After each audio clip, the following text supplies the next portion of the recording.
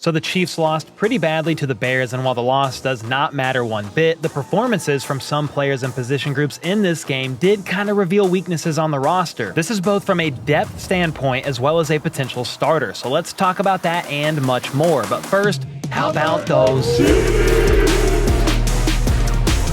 Alright, first up, in case you missed it, right before the game started last night, there was a bombshell of an announcement made by Adam Schefter, among others, that the Chiefs extended center Creed Humphrey to a 4-year, $72 million deal that includes $15 million in guarantees. So not only is Creed Humphrey now the highest paid center in the NFL, but he is the highest paid center by a landslide. The next center on this list, after Creed's $18 million per year average, that's what his contract is, 72 divided by 4, $18 million APY. The next center on this list is $13.5 million a year. So Creed surpassed that by $4.5 million a year, which is definitely way more than I expected. But hey, I am very happy for Creed Humphrey. He got his bag, and he is the best center in the NFL and is now getting paid like it, with the Chiefs making two big moves as of late. They extended Harrison Butker to make him the highest paid kicker in the NFL.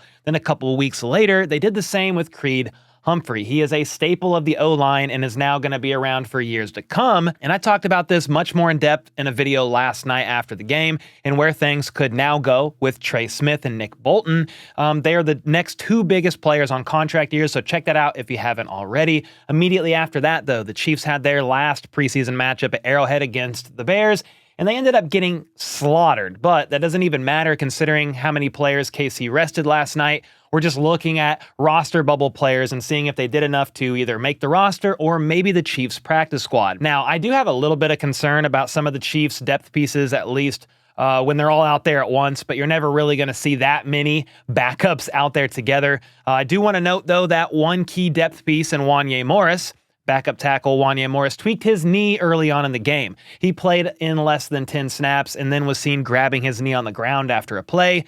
And in his limited looks, he looked a bit rough out there, but hopefully he's all right. He was being looked at by trainers on the sideline, then was ruled out the rest of the game. Andy Reid said afterwards he tweaked his knee and they just pulled him out to rest him.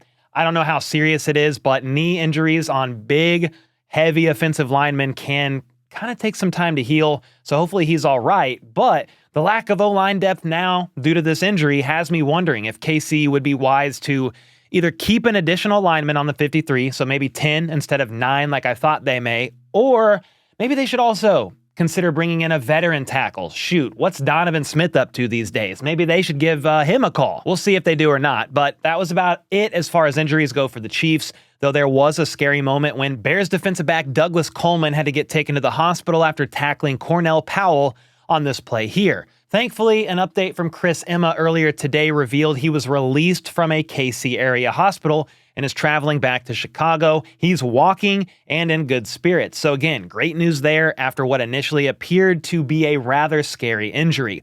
Now, as far as players who didn't dress out for the Chiefs, the list of them is here. There's quite a bit. Basically all the starters, as well as backup quarterback Carson Wentz. And while there was no real surprises here, some things to take away from this are, for starters, Carson Wentz is for sure going to be the backup quarterback and will be on the 53-man roster. Some were attempting to try and make a case for Chris Oladokun to be the backup over Carson Wentz throughout preseason, but it is not happening. Wentz is locked in, set in stone, in ink, whatever you want to call it. Then, if you look at the wide receivers who didn't dress out, that basically confirms the roster locks in the room: Xavier Worthy, Hollywood Brown, Rashee Rice, and Justin Watson. So, no surprises there. Those are the four. Then, while Sky Moore did dress out, he played one whole snap on offense and was in for 2 kickoffs, returning one of them for 30 yards. And that should tell you that Sky is basically locked in as wide receiver 5 on the depth chart. And honestly, he may be one of the team's primary kick returners to start the season. From there, all eyes were basically on Justin Ross, Kadarius Toney, and McCole Hardman to see who may lock in that wide receiver 6 and or wide receiver 7 spot, depending on how many receivers KC ends up rolling with. And later on in this video, I'll give more of my thoughts around the wide receiver room and where I think it ends up. But the only other thing I wanted to point out here about those who didn't dress out is that while CEH is on this list as not dressing out, I still have no idea what to do with the guy. at this point in time from a roster standpoint. If healthy, both physically and mentally, he definitely is on the 53-man roster as a pretty valuable backup running back. I just don't really know what to do with him right now. The ongoing health issues are a definite concern for me regarding his reliability to be leaned on this season. The running back room is definitely one of potential concern for me. Deneric Prince didn't really have a standout game, and while we're about to talk about Carson Steele, who balled out, outside of Carson Steele with the potential reliability issues of CEH, maybe you need to go and get a veteran, man. I'm just not really sure, not super confident in this room outside of obviously Pacheco and Carson Steele at this point in time. Now, Steele had a great game. Not only did he make the opening kickoff tackle on special teams, but he was also out there as a starting returner alongside McCole Hardman on kick returns, returning this kick here for 29 or so yards. On top of that, Steele had 4 carries for 50 yards, averaging 12 yards a carry on the night. 2 of those runs were absolutely highlight reel-worthy plays. The first was a 20-yarder with Steele breaking multiple tackles and taking several Bears defenders along with him for the ride. And if that wasn't enough, the very next play, Casey went back to Steele and he shot up the middle before stiff-arming this poor soul into the ground and nearly got into the end zone up the right side. At first, I thought it was a touchdown, but after review, they downed him just short and he ran it in anyway on the very next play. Steele was a definite standout to me once again. You can use the guy on special teams, and then as a bruiser in the run game, he's athletic enough to catch passes out of the backfield and big enough to hold up in pass pro. So he is locked on this roster as far as I'm concerned. Next up, 2 players that was a surprise to see out there initially was defensive tackle Derek Nottie and cornerback Jalen Watson. Both of these guys have seen plenty of playing time for the team on defense in recent years. However, they both definitely needed the reps out there due to missing all of OTAs, most of training camp, and the first 2 preseason games as they recovered from injuries.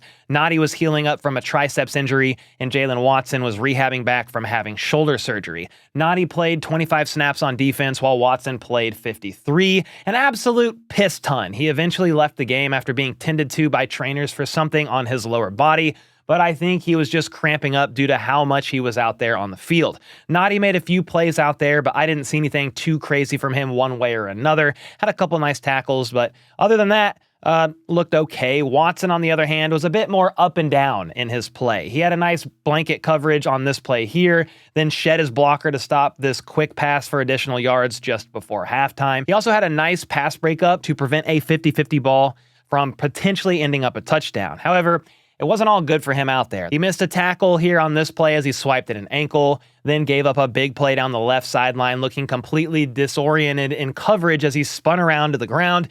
He gave up another reception on a crosser from Tyler Scott here, then got bullied on a block 2 plays later to give up a big run from Tyler Scott.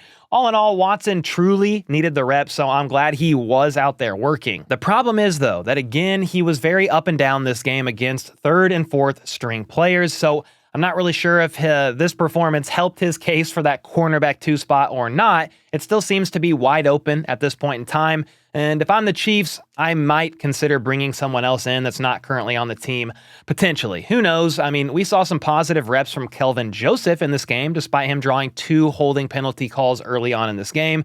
So maybe he's somebody to consider. Outside of those early penalties, I thought Joseph looked decent out there in coverage. He had a near pick on this pass here, for example, which was nice. He then helped with a tackle for loss at the top of the second quarter as well. Roland Wallace was another guy who had a nice tackle for loss here, but I'm not sure he's making a push for CB2, and I didn't see one particular defensive back out there that clearly locked up that spot. If Casey doesn't bring in a veteran corner of any kind, maybe they just opt to continue rotating Joshua Williams and Jalen Watson in to see who rises to the occasion with the most consistency.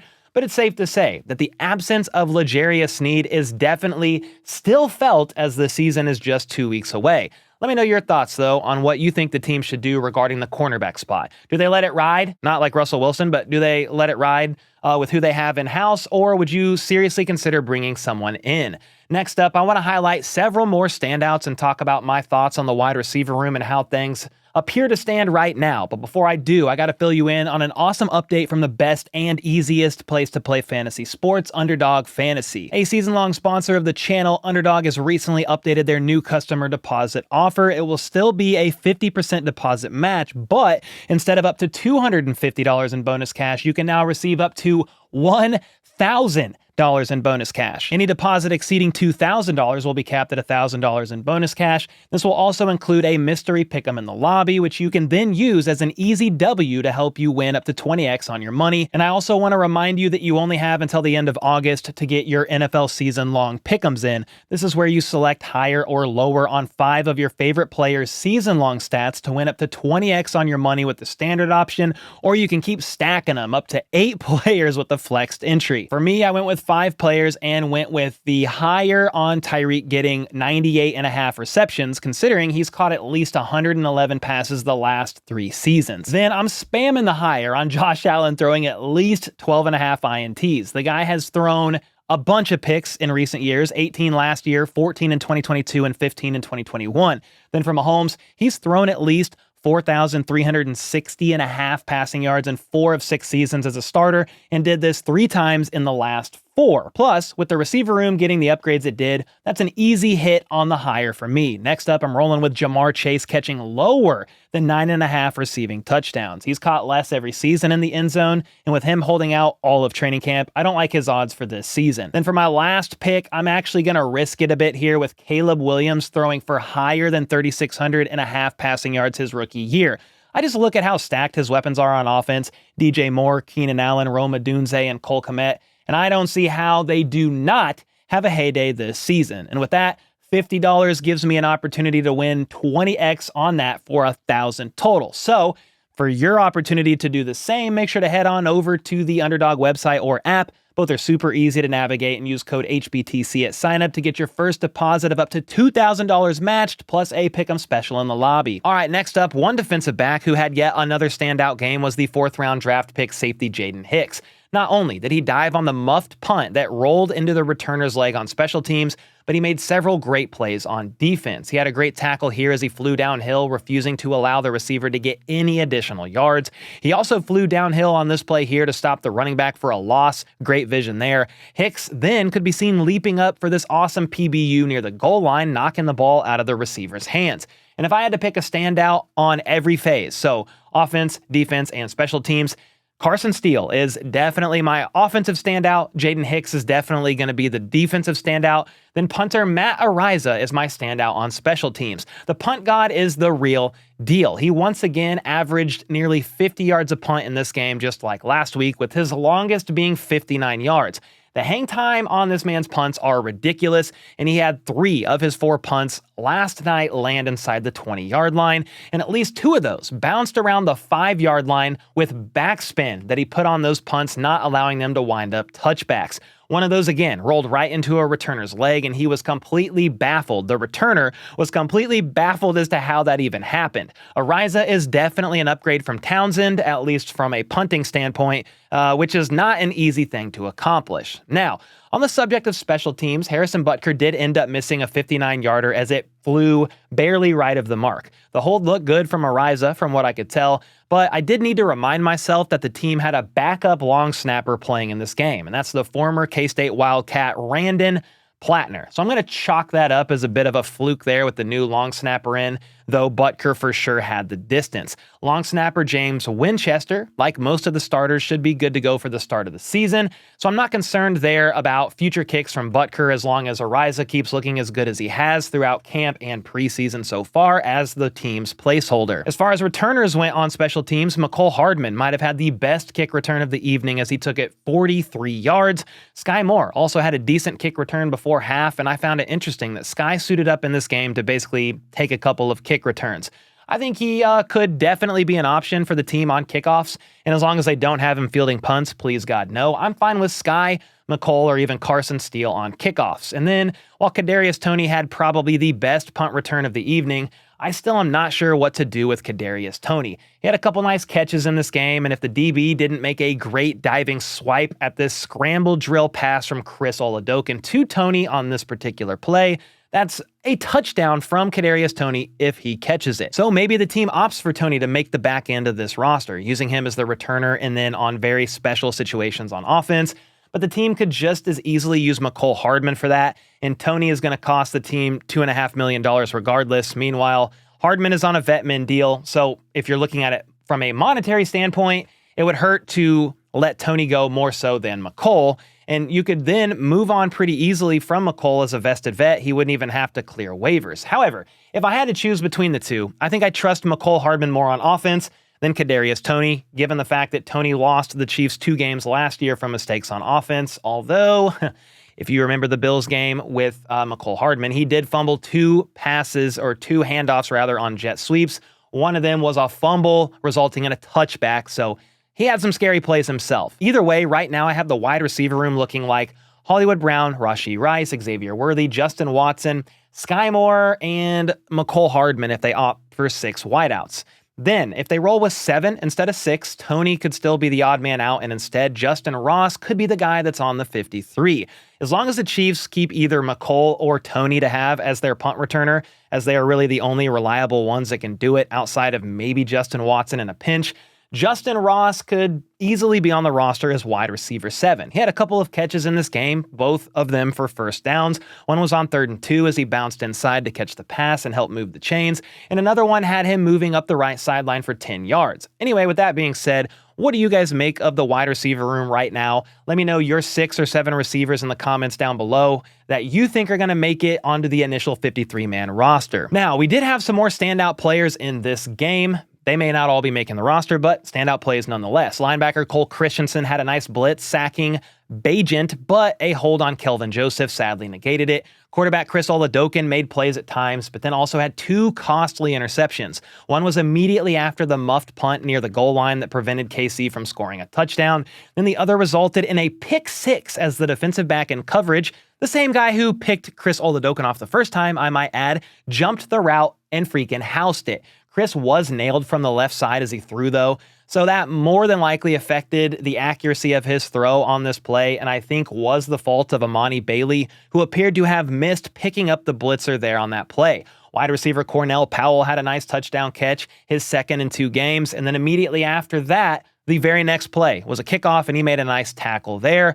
Ultimately, I think Powell is back on the practice squad, but it was still awesome to see him out there making some plays. Then, on this play here, safety Tyree Gillespie stripped the ball on a short pass, and the 6th-round rookie, Kamal Hadden, was in a great place to pick that ball up and run it up the sideline near the goal line. Ian Book had a nice 50-50 ball to Kyle Sheets shortly after this that sadly wasn't able to keep it in bounds on the catch. The Chiefs actually challenged the ruling on the field of an incomplete catch, and while it was very close, they still ruled it incomplete. Montrell Washington, though, is a wideout who had the catch of the game as he went up to get this deep ball from Ian Book in double coverage, and although it was a bit underthrown, Washington made a great adjustment on the ball. He's been making wild catches like this all camp long, and you really do love to see it. Hopefully, he finds himself back on the practice squad this year, like last, and if injuries hit the room, he is a reliable guy to call up to have in the reserves, especially as a returner.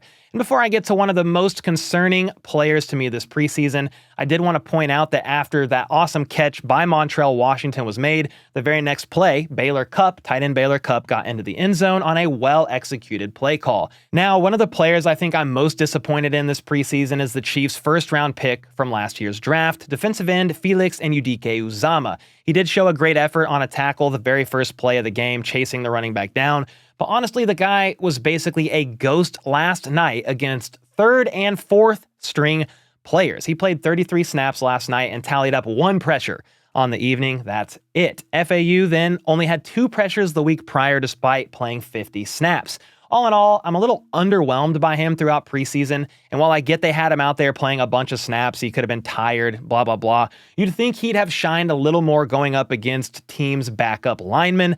I'm not sure what you do here if you're the Chiefs when you're looking at the defensive end room. Amenahu's not going to return until after the bye week, so do you just risk it and rely on Karlaftis and Mike Dana to carry the bulk until Amenahu returns, then have FAU and Malik Herring rotate in here or there, or do you opt to go get some veteran help at the position? It's not that difficult to bring someone in late for pass rush help after all. Maybe a trade comes in over the weekend. I don't know. I have no idea what the Chiefs are going to end up doing here. Either way, we're going to find out very soon. So make sure to let me know your thoughts on FAU so far this preseason. And until next time, let's go. Let's freaking go. How about those?